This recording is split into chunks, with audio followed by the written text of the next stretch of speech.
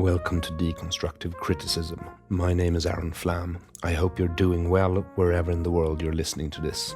This episode's guest is Dr. Gad Saad, and we'll be talking about his new book, The Parasitic Mind, How Infectious Ideas Are Killing Common Sense. Gad Saad has been a guest before, and the links to those talks can be found in the description of this episode on my webpage, aronflam.com. The Parasitic Mind is the perfect read if you're looking for arguments backed up with facts and evidence to counter transactivism, feminism, and defense and or apologia of Islamism. So I suggest you buy it and learn it by heart to become an Hafiz in the Madrasa of the Godfather. If you're wondering what court case I and Gad Saad reference in the beginning of our talk, then I am currently being prosecuted in appeals court for previously being acquitted of charges of copyright infringement. This is the first episode in English for quite some time, and since last you heard from me, my own book that I wrote and published has been confiscated by Swedish police, and I am prosecuted for defaming a national symbol, supposedly. I won in the first instance. Hooray! Unfortunately, the prosecutor has appealed, and in a few months I'll be tried in appeals court. I say this before you start to wonder, since the case is briefly referenced, as I said in the beginning of the conversation between myself and God. I haven't done an episode about it in English yet, and this will not be the one, but if you're curious about the book that has garnered such attention from the authorities, there's an English version, and it's called This is a Swedish Tiger, and it's available as an ebook on Amazon and can also be ordered as hard copy on my webpage, aronflam.com, aronflam.com. It is about the Swedish culture of silence and analyzes a Swedish joke from World War II. The joke is, and I quote, a Swedish tiger. I know, and it's not particularly funny in Swedish either. In case that makes you as curious as the state of Sweden, I encourage you to order This is a Swedish Tiger from aronflam.com/merchandise now. I also want to thank you for supporting my work at patreon.com/aronflam. That's patreon.com/aronflam in one word. On SWISH 00467689433737. That's 00467689433737. Thank you for your support. I promise to do more episodes with English speakers as soon as I dare trust my recording abilities. This episode was recorded on Skype with video, but alas, the video feed's quality was too poor for broadcast, so this recording is released in audio only. The sound is excellent, though, and so is my guest. Gad Saad's The Parasitic Mind is a terrific read. Even if you already know a lot of the stuff he's writing about because you've seen him say it before, it is nice to have it all densely and poignantly written down with examples, statistics, and facts, ready to be used in the fight against modern political lunacy, which there is so much about these days it's hard to keep up. I agree with Gad Saad on a lot of things, and we touch on similar ills in our respective works, although I think Professor Saad's experience and knowledge in the field of evolutionary psychology and his background in math, computer science, and economics makes him extraordinarily well suited to counter claims from what they in the West call feminism today, what we in Sweden call gender science, and no, I shit you not. Gender studies is a STEM field in Sweden. In the social democracy of Sweden, we believe in equity to such a grotesque degree that we call everything that wants to be called a science, science, just so it doesn't get offended or its feelings hurt. Saad also eloquently disproves ideas found in transactivism and critical race theory. On top of that, having been forced to flee the Lebanese civil war as a child has given him a realistic outlook on the chances of reconciling the tenets of Islam with Western values. Gad has talked about anti-Semitism and Islam as a guest of Deconstructive Criticism before, and you will find the link to it and Dr. Saad's YouTube channel as well as book on aronflam.com.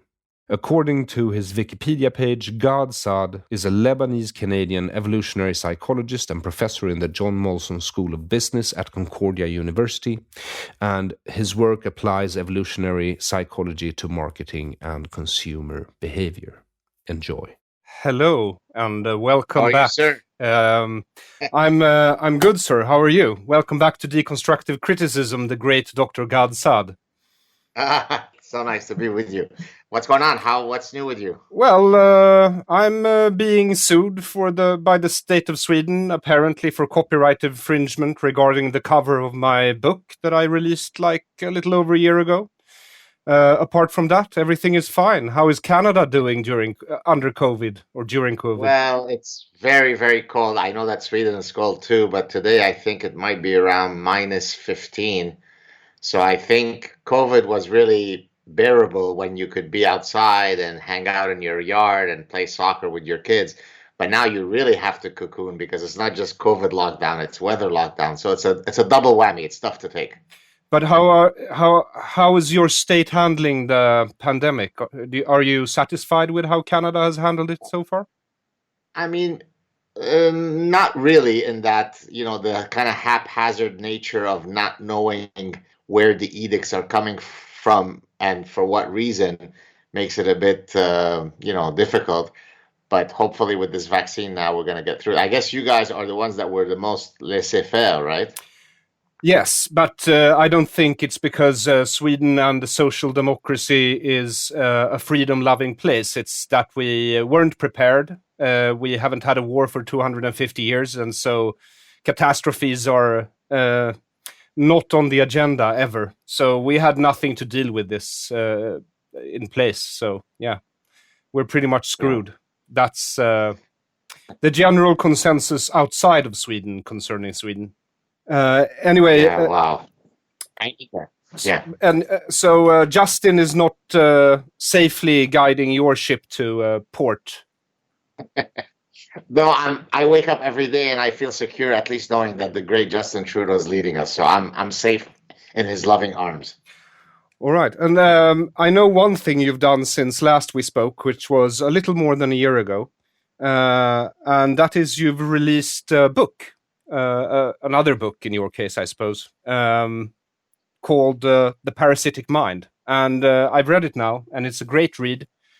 I think it's very succinct and gets to the point, and it provides you with all the statistics and tools you need, I think, if you're interested in combating PC, at least. So I'd like to start with the question, could you explain what a nomological network of cumulative evidence is?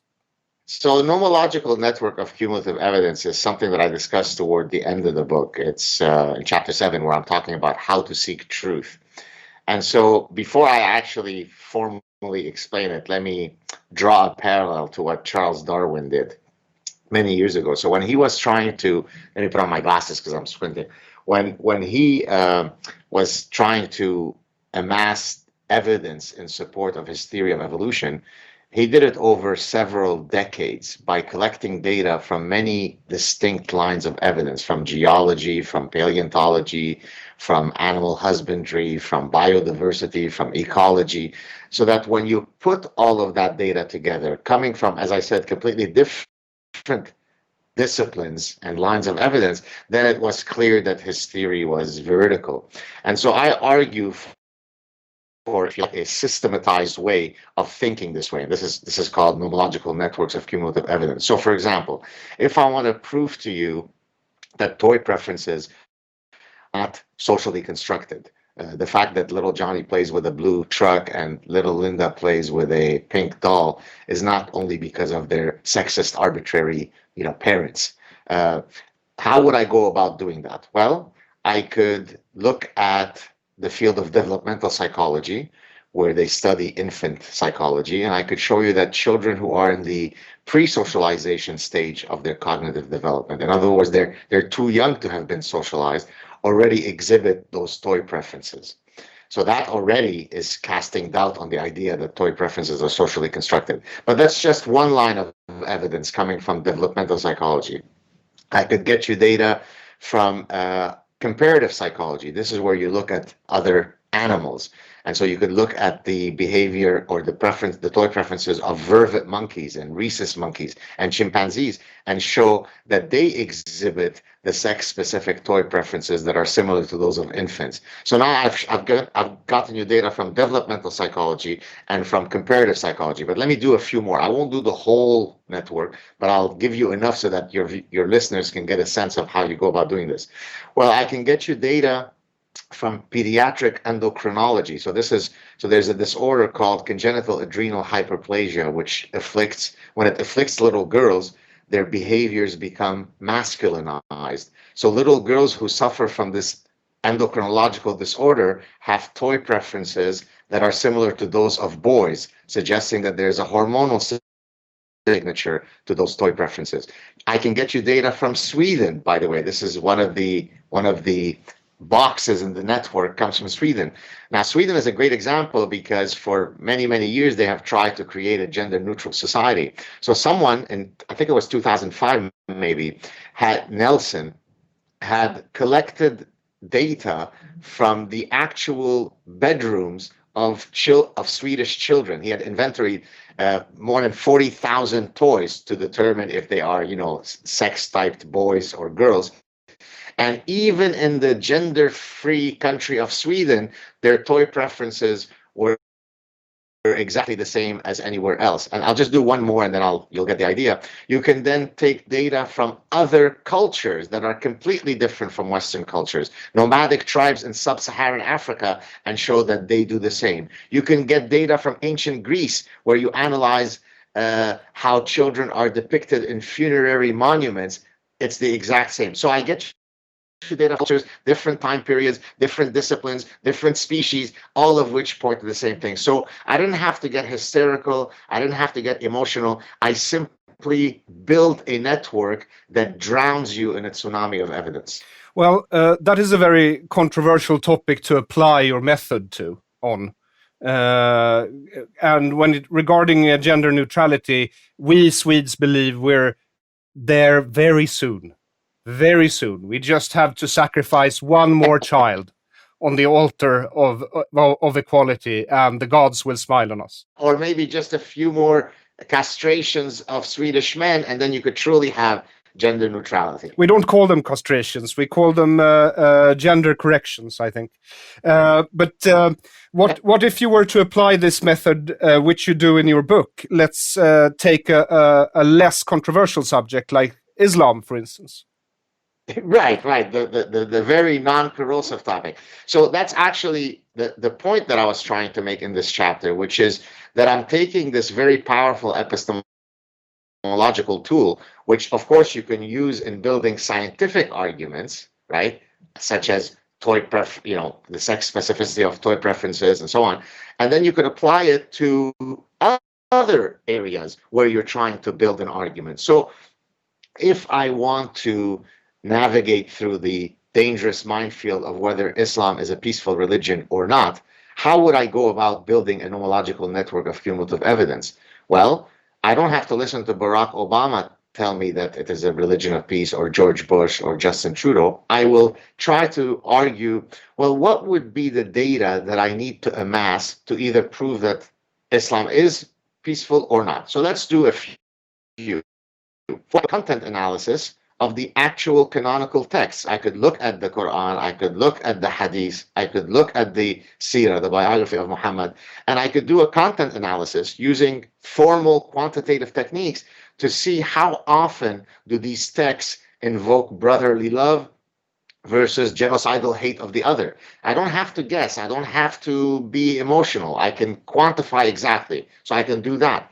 I could add FBI statistics on the most wanted terrorists around the world and see if there is any pattern to detect there. I could look at governmental lists of global terrorist organizations from many different countries, from Canada, from the US, from other countries, to see if there are any recurring patterns. I could look at how minorities fare in countries that are ruled by Islam. So I could look at global surveys of, say, Jew hatred or homophobia or freedom for women and see if there are any patterns that are unveiled when doing such an analysis. So through a systematic collection of data and building this nomological network coming from completely different disciplines and frameworks, I could then build a convincing nomological network. I'll leave it for your listeners to read the book to find out what the final answer is, if Islam is peaceful or not. Yes. I can tell you, because I've read the book, and I can tell our listeners that out of 68 terror groups, 55 were Islamic. That is 81%. And I took some time to count through the ones that weren't Islamic, and found that 7 out of 13, I think, were socialist. Right. Which is more than 50%. Yeah, right, exactly. And yet in the US, we have one of the two parties that is all gung-ho about socialism. So there you go. I guess here the mindset is, as you probably know, whenever you try to argue with someone against the beauty of socialism, they always tell you, well, it's because true socialism has simply not been implemented yet. If only we implemented socialism properly, then it would be the perfect place. By the way, the exact same reflex happens with Islam, in that if you ever show Islamic societies that don't seem to be faring too well on some of our freedom metrics, that's only because true Islam hasn't been implemented. If you did implement true Islam, then freedom and love would reign. Yeah, very early in the book, you say there's a bi-directional relationship between truth and freedom. What do you mean by that? So what I mean is that you to seek truth, you have to have freedom, and to have freedom, you have to be a lover of truth. These two coexist.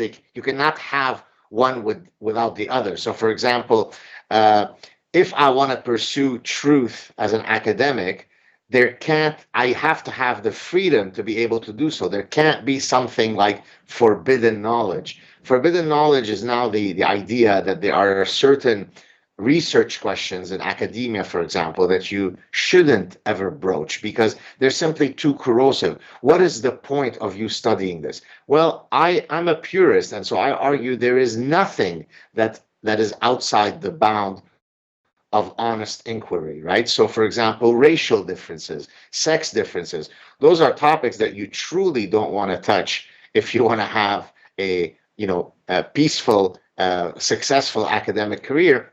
Because the argument is always, well, what is the ulterior motive of you broaching such a topic? You must be a sexist. You must be a racist. But incidentally, though, there's a small asterisk I have to add here.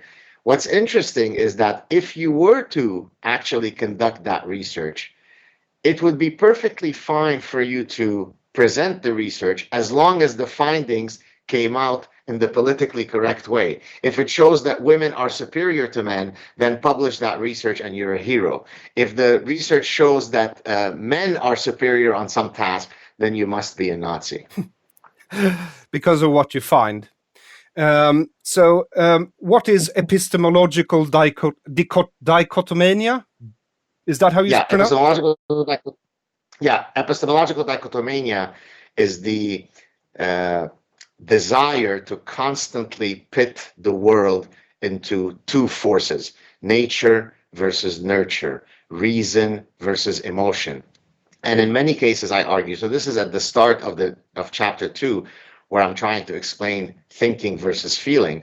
And I argue that in many cases, this is a false dichotomy. To succumb to epistemological dichotomania is to really have a very narrow view of how nature works. Because take, for example, nature versus nurture. It's a false dichotomy for the following reasons. So let me give you the explanation. If you take a bunch of ingredients that, say for a cake, the flour, the butter, the baking soda, the sugar, the eggs, well, before you bake the cake, they are all clearly delineated. Once you bake the cake and it becomes an inextricable melange, then I tell you, please point towards the eggs or the sugar. You can't. It's an inextricable mix. So to argue that we should separate what's nature, what's nurture, is really, for most phenomena, is silly, because everything is an inextricable melange of these two forces. And as a matter of fact, nurture exists in its form because of nature, not contra nature. So this is why I talk about epistemological dichotomania. It's a way of simplifying the world, but in many cases, it's a false dichotomy. So, do you, as an evolutionary psychologist, believe that this tendency humans have, because it's not only Taoists that divide the world into yin and yang, right? If you're an adherent of Hegel, for instance, you would also say there are two polar opposites, and their interplay creates reality in a way. So, do you think this has there's an evolutionary explanation for this? Almost Mindset. Pathological need to divide reality into polar opposites? So off the top of my head, I would say the reason why that penchant exists is because it is a way to simplify the world. So if I look at it from the perspective of experimental psychology, if you are conducting an experiment, it's a very nice way to say, okay, there are two possible forces at play. It allows me to simplify the world. Now, in many cases, that's perfectly fine. To simplify the world is a good thing. But in other cases, by simplifying the world, you're really missing out a lot of the granular descriptions that are part of the phenomenon. I see. So could you, as long as we're talking about this, I'm going through some of the idea concept that you introduce in the book, because I also, in the book I just wrote and got sued for, I also discussed the difference between, for instance, what you do, deontological and consequential ethics. Could you explain those concepts? So deontological ethics would be an absolute statement of what is right. So it is always wrong to lie. That's a deontological statement. A consequentialist statement would be, well, it is okay to lie if it is to preserve someone's feelings. So if someone says, do I look fat in those jeans? You might lie because you don't want to hurt their feelings. The reality is, for most things, we are both consequentialist and deontological, depending on the context. So it's not as though we should always be deontological minded or always consequentialist minded. The problem is that you sometimes apply the wrong system for the wrong thing. When it comes to the defense of truth, you should always be deontological. You should never sacrifice the truth to preserve someone's hurt feelings. And how can these two different ways of viewing ethics constitute a problem when it comes to formulating, for instance, policy? So how should we navigate through the two systems when we're constructing policy? Well, I could pose the question like this, if you want it more pointed. How is the lunacy of the left a result of consequentialism? Well, because in many cases, what they are trying to maximize objectively is the wrong metric, right? So, for example, if in university settings, what we now try to maximize or minimize is hurt feelings rather than the pursuit of truth, you are pointing your gun, if you'd like, so to speak, on the wrong objective function. And I talk about this in the book when I talk about what should universities be maximizing. And I use operations research, which is a field of mathematics where you study how you should optimize or minimize something. And so the problem oftentimes with leftist policies is that they are trying to maximize or minimize the wrong thing.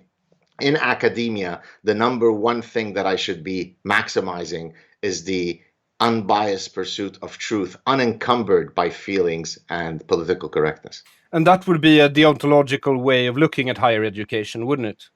Exactly. But you could also say, I would like to maximize the amount of students who acquire truth, which would be a consequentialist way of still looking for the truth, right? Well, if I want to maximize the number of students who pursue the truth, unencumbered by caring about their potentially hurt, fragile feelings, then that would be deontological. The second that I put an asterisk, maximize truth whilst minimizing hurt feeling, once I put the whilst, then we've gone into consequentialist. If I stop it at maximize truth, stop full period, then it's a deontological approach. So how would you say that consequentialism relates to the concept of truth? Well, I mean, it doesn't directly relate, or at least it softens it, because it says the pursuit of truth has to be viewed through the calculus of the consequences of that pursuit, right? Whereas if you are an absolute deontological purist when it comes to truth, you just pursue truth. I mean, just watch me on Twitter. I never modulate my language. I never, not because I'm trying to hurt anybody's feeling, but as a truth purist, I just pursue truth. If it upsets someone, so be it. So how is making a virtue of having emotions cloud your judgment, both to avoid hurting others' feelings and as a sign of authenticity, relate to consequentialism specifically? Because that's a lot of stuff you threw at me there. All right. Well, I was trying to quote your book in the question. I'm sorry. So let me maybe I can answer it this way. We're not a thinking animal or a feeling animal. We are both. So this is why when I talk about epistemological dichotomania, it's a wrong dichotomy. The challenge is to trigger the right system at the right time. If I'm walking down a dark alley because I'm taking a shortcut to get home, and I see three young men loitering, and so it triggers a fear response in me, my heart starts racing, my blood pressure goes up, my cortisol levels go up. That's a perfectly reasonable emotional response to have at that moment. If I'm trying to solve a calculus problem, if I trigger my emotional system, it's not going to serve me much. And so depending on the context, triggering the right system becomes the really important thing to pursue. The only reason I link it to deontological versus consequentialist is because the consequentialist mindset in the pursuit of truth places your emotions as part of the calculus. Don't tell the truth if the consequences are that it hurts someone's feelings. So does that make it clear? Do you see how I'm linking the two systems together? Yes, I think so. And since we're talking about feelings and truth, because you devote an entire chapter to Trump in your book. I mean, not the entire chapter, but a section in one of the chapters. Yes, yeah. Go ahead. Yes. So, and the book just came out. So, but you're talking about when he got elected mostly, and what's happened since then. How do you view the current political situation in the U.S.? You mean in terms of the actual outcome of the 2020 election? Yes. Now they have two presidents. It's twice as democratic, I think. So first, let me mention why I talked about Donald Trump in that particular chapter. I did so because so if you speak to all of my intellectual friends, most of whom are going to be leftist, their position regarding Trump is always rooted in an emotional reaction. He disgusts me. He's vile. He's grotesque. He's right. So it is strictly their affective system that is triggered. They'll never tell you, I despise him because of his specific foreign policy, because of this fiscal policy. So the reason why I mention the context of Trump in linking thinking versus feeling is that I argue that when it comes to taking positions about which political candidate we should choose, it can't be solely driven by our affective system. So that's why I talked about Trump in that chapter. When it comes to the current situation, I think it's bad. I don't, a lot of people mistake my positions as being one who loves Trump or who supports Trump or who has posters of Trump in my bedroom.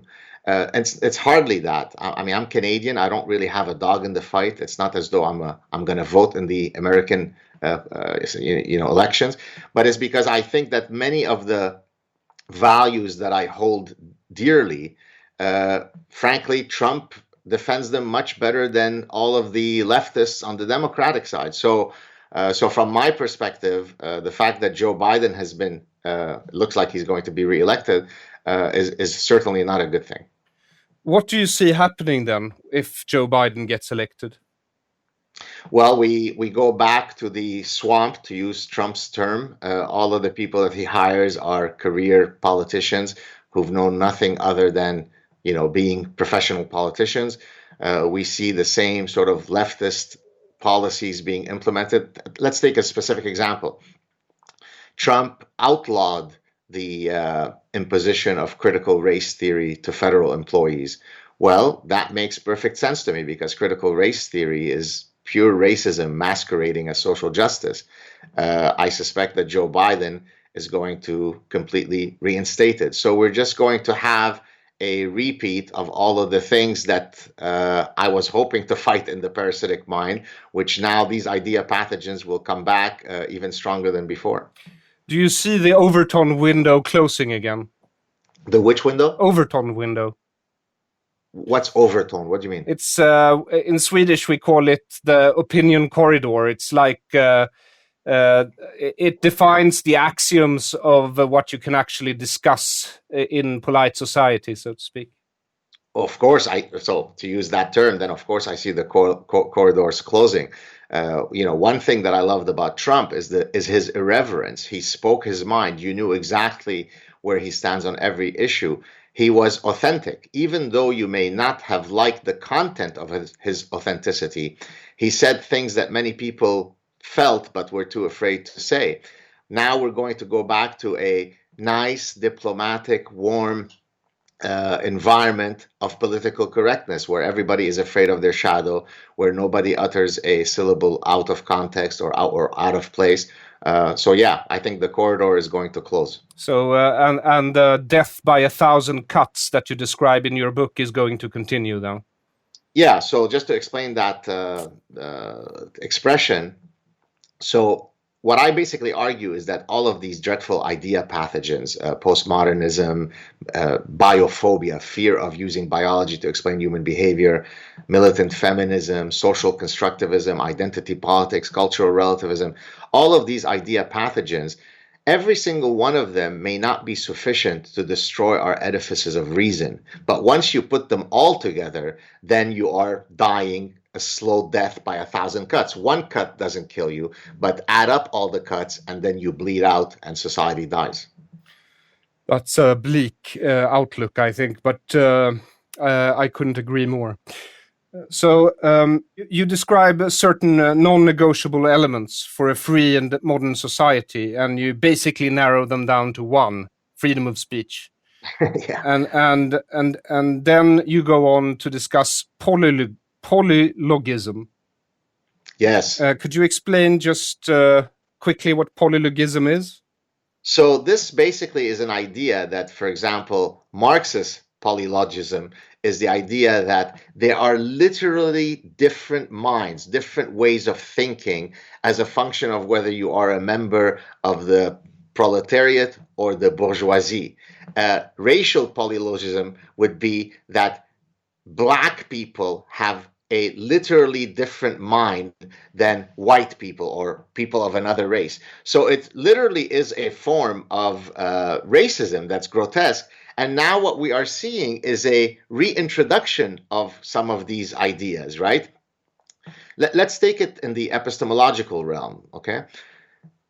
So when you said earlier about the non-negotiable elements, I argue that freedom of speech is a non-negotiable element, and the pursuit of truth, right? So again, it's the truth and freedom, is only via the scientific method. There is no other game in town. So for example, the indigenous way of knowing is not an alternate way of knowing. There is no Lebanese Jewish way of knowing. There is no Swedish way of knowing. There is no indigenous way of knowing. Now, indigenous people might have specific content about the flora and fauna of where they lived for thousands of years, and that's totally okay. I agree with that. But if they are adjudicating issues of scientific importance, there isn't an indigenous way of pursuing that scientific question. There's only the scientific method. Evolutionary psychology, by the way, is a very non-racist theory in that it actually argues that notwithstanding our cultural and racial differences, we are united in our common humanity. We have a common human nature. So it is contrary to polylogism, which basically says there is a black brain, there is a white brain, and so on. Yes, and you mentioned now that they have started to meld because, for instance, Black Lives Matters, two of its three founders, Alicia Garza and Patrisse Cullors, they are self-professed trained Marxists. Yes, exactly. But they talk about race. But they talk about? But they have substituted class with race. Yeah, exactly. Well, So- but that's why. Yeah, go ahead. Yeah, so they're obviously racist, aren't they?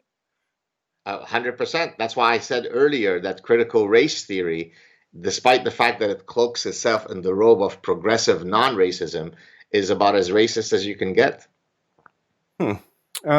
You also talk a bit about apathy in your book, and you're not fond of it. I'm not fond of it because for several reasons. One of which is because I admire people who are go-getters. I admire people who are irreverent to the orthodoxy. I admire courage. Yesterday, I had a gentleman on my show who was documenting the horrors of ISIS in Mosul while living next to ISIS commanders. That's courage. That's a honey badger. Yes. That's non-apathy. And so what I despise in the West is the fact that people are apathetic and cowardly in defending the wonderful societies that we've been able to create in the West. People think that it is a default value that West would exist. It isn't. It's an anomalous thing. If you look at history, we didn't have societies that had all of the freedoms that are enshrined in the West. And now we are losing these freedoms because we are apathetic, because we are cowardly. And so this is why in chapter 8 of the book, I implore people to activate their inner honey badger. And the reason why I use the honey badger is because the honey badger is an incredibly ferocious animal. It is the size of a small dog. And yet if it is approached by a bunch of adult lions, they will run away intimidated. How could a bunch of lions be afraid of an animal that is the size of a small dog? Well, because it is extraordinarily ferocious and fierce. And so I argue that you have to be an ideological honey badger. What I mean by that, I don't mean ideological in that you are dogmatic, but if you believe in a set of principles, if you can articulate why you believe in those principles, then be a honey badger in defending them. How does the Canadian university system work? Do you have free universities that are market financed, financed by the pupils who attend them, or is it subsidized by the state? So universities, unlike the US, we don't really have a distinction between public and private universities. Most of the universities, the great majority of universities, I can't think of too many universities that are not public, state-funded universities. And so that's one of the reasons why tuition is typically much lower in Canada. Although, of course, you are subsidizing that money. It's not free in that you're paying it through your taxes. But yes, so universities in Canada are public. They're state-funded. And Bill C-16 is still in effect, right? Bill C-16 is still in effect, so I can summarize it for you if you want. Back in 2017, both Jordan Peterson and I had appeared in front of the Canadian Senate to discuss Bill C-16, which at the time hadn't yet passed. It was a bill that seeks to incorporate gender identity and gender expression under the rubric of hate crimes. And at least my position was that, of course, I support transgender rights. I'm fully socially liberal, but in the pursuit of that defense, we shouldn't be murdering truth. And so I was just warning about the slippery slope consequences of some of the positions, and many of the predictions that I made have proven to be true. Can you exemplify? Well, although this didn't happen in Canada, J.K. Rowling, the billionaire author, got into trouble because she sarcastically, in a tweet where someone said, people who menstruate, and she said, well, I wonder what those people are called. Oh, wait, they're called women. And then she was attacked by the transgender activists because she was, a genocidal transphobe.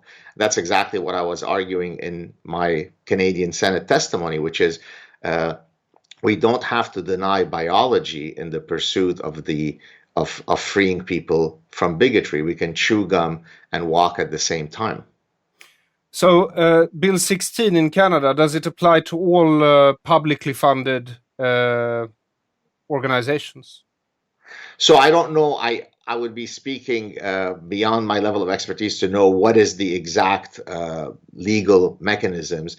I mean, the general reality is that we are living in a environment, in part because of Bill C-16, but also independently of Bill C-16, where people are no longer comfortable in knowing what is permissible to say. Am I allowed to say that 6'4", 270-pound men who now self-identify as women and compete in women's sports, they hold an unfair advantage?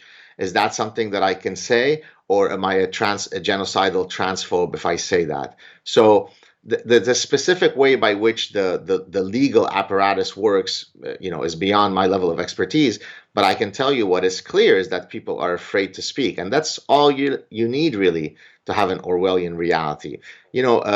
The attack on freedom of speech doesn't only come from the government, right? Media companies can create an environment where it's difficult to speak. Your own self-censorship becomes a very powerful way to stop you from speaking. So the people who repeatedly say, oh, but that's not the government stopping you from speaking, so it's not a freedom of speech issue, simply don't get the point. Well, I hope it doesn't get as bad as it has been here for decades and decades and decades. But self-censorship is built into the Swedish cultural fabric, I think.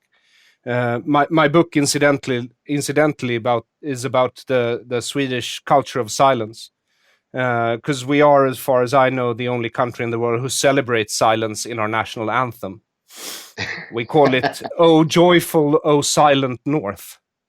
There you go. Yes, I sense your seething anger in your voice. Yes, well, I find narcissistic rage is a good force to surf on.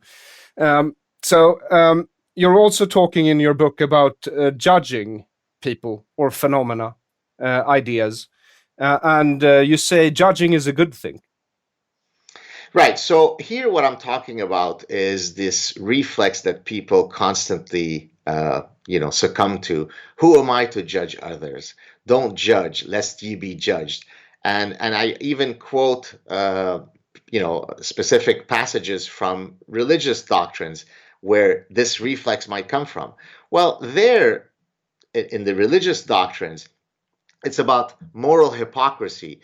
Don't judge others until you also take the mirror onto yourself. Like if I'm accusing someone of something, but I'm also doing it, then I am being a moral hypocrite. It's not saying a deontological don't judge, period, full stop. We are a judging animal. We judge. I belong to the Society for Judgment and Decision Making.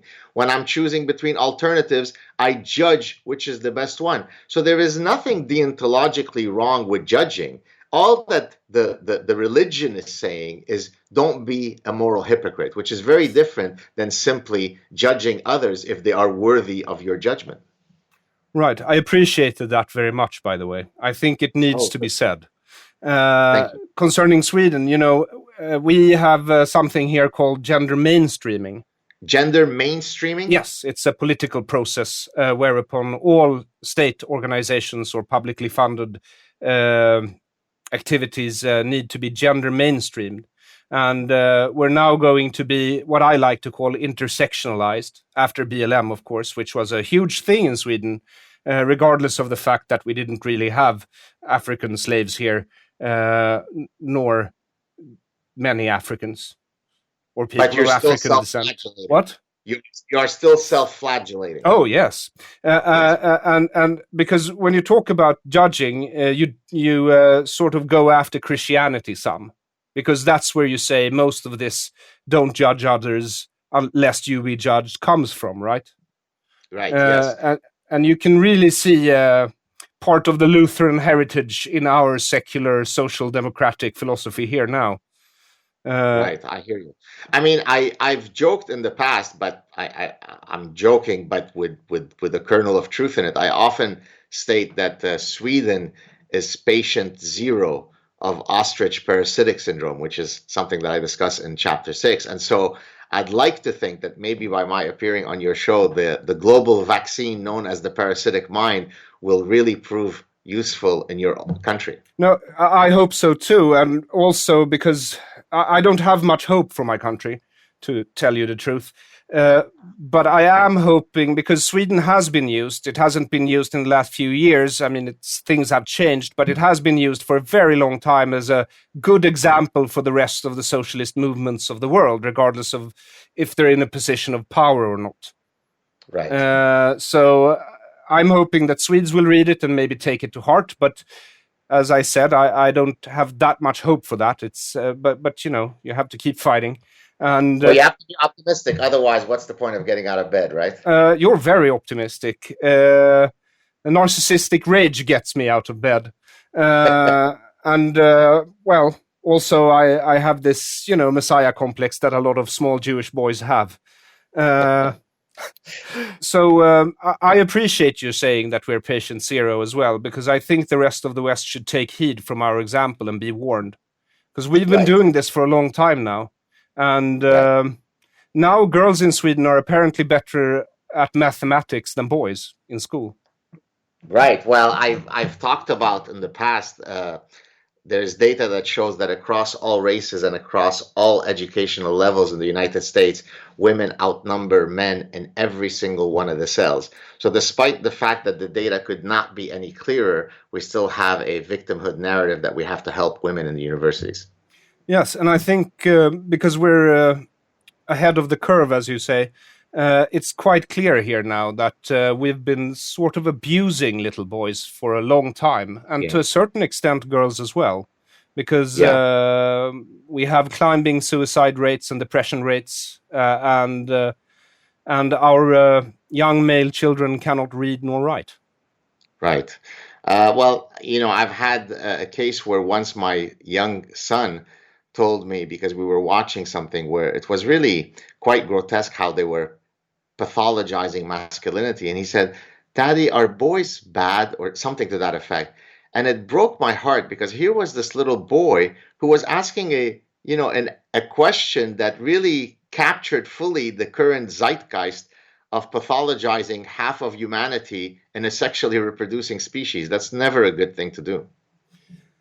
I guess not. So I don't really know where to go from here. I had so many questions, but well, you'll have me back at some point, or I'll have you back on my show. Or not back on my show. I've never had you on my show. I'll have to invite you on my show. Well, I think maybe it was it's been my show twice, hasn't it? I can't remember if it's twice on your show, once on mine, or twice on your show and zero on mine. But if it's zero, we'll try to correct it. Well, I'm going to send you a copy of my book regardless, because it deals with a lot of the same concepts that you touch on in your book. Okay. Because, you know, we've had a very large influx of immigrants from Africa and the Middle East in Sweden for a very long time. And that has affected things. The gender mainstreaming in school has also affected things. I mean, you talked about it extensively yourself. We have the world's first feminist army, for instance, and the world's first feminist foreign policy. And also, you mentioned, you know, the James Lindsay and his gang. They sent in 4 papers to academic journals on the 20 papers. Yes, but one of them was about dog yards, wasn't it? Yes, right. Yes. Dog rape, rape at dog parks. Yes, and the funny thing is that if you Google, a Swedish woman actually raised that concern way before they did that as a joke. She went out, you know, publicly in Sweden and said, "We have a problem with the dog parks. They should be separated into female dogs and male dogs because male dogs cannot behave." So Sweden is ahead of the curve. Yes, I think we are. And I'd love to come on your show, sir. And I want to thank you once again for taking your time and appearing here on Deconstructive Criticism. Always a pleasure to see you, Aron. Thank you so much for having me. Thank you.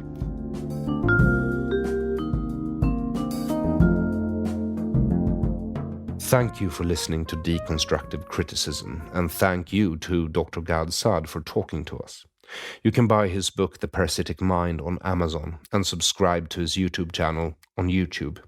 You can find links to both in the description of this episode on my webpage, aronflam.com, a link to which you'll find in the description of this episode regardless what platform you're listening on. On aronflam.com/merchandise, you'll also find my book, This is a Swedish Tiger, which is the reason behind my current legal problems. There's a version in English called This is a Swedish Tiger, and it's also available as an ebook on Amazon.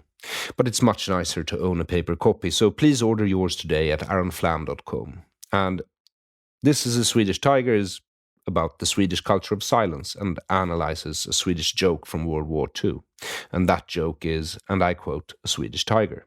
Thank you for listening, and thank you for supporting deconstructive criticism at patreon.com/AronFlam.